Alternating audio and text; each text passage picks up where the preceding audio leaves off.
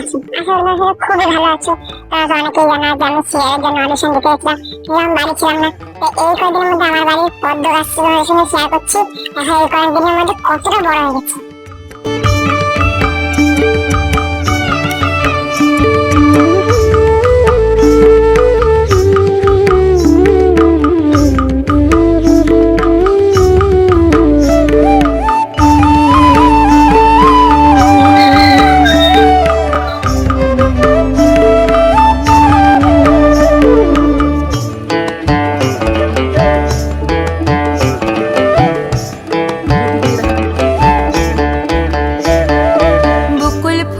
বকুল ফুল সোনা দিয়া রাত কেন বাঁধাইলি?